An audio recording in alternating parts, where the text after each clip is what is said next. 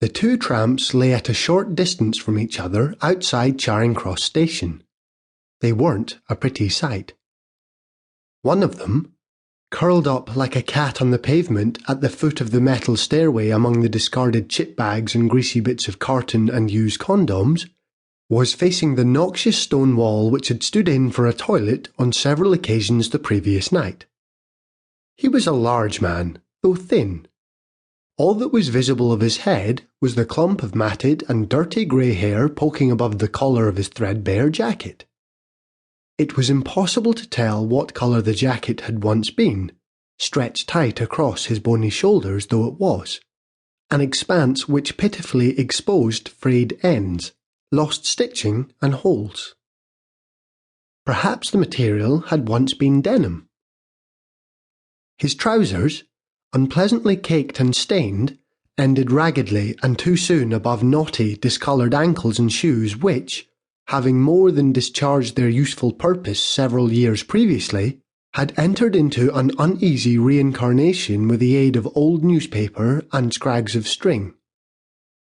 The other tramp was sitting against the railing on the other side of the stairway with his knees up, smoking a cigarette. He had a narrow face, dusty brown hair, and small eyes of no particular colour. He was wearing a grey pinstriped suit that looked as if someone had thrown it out after a prolonged period of wearing it to do the gardening, an old grey vest and, perhaps in memory of better days, the remnant of a red neckerchief. On his feet he had stained trainers that had once been white. It was just short of 8 o'clock on a clear April morning. The tramps were the only stationary elements in the sea of commuters that pressed up and down the metal stairway linking Charing Cross British Rail and the lane down to Embankment Tube Station, dividing and rejoining around them like tidal water round boulders, as driven and as unaware. People's feet finding the only possible space before, as they moved on, someone else stepped where they had been. Many negotiated their way with a briefcase in one hand and a mobile phone in the other. Here and there some, having engineered their way to the edges and twisted themselves into a corner, were holding an old envelope or a notebook against a wall while writing instructions, keeping the phone in place with their shoulder. Some were reading a compactly folded newspaper as they went. Many wore earphones. The tramp with his knees up drew deeply on his cigarette, exhaled, and addressed the other one. "What I don't understand is why you have to be quite so disgusting."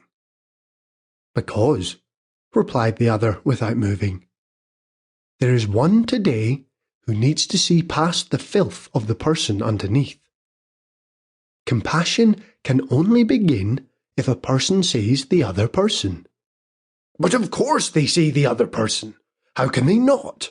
There you are, and in the state you are especially, how can they miss you?"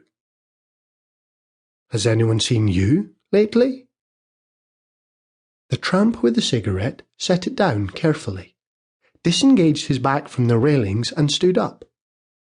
He stepped forward into the press of people, which instantly and automatically parted around him and continued on its way without pausing, even momentarily. "Apparently not." The second tramp sat down again and picked up his cigarette. "But I don't understand. What has happened to them?" "They are preoccupied." "You know that is not the answer." "Very well. They are not aware.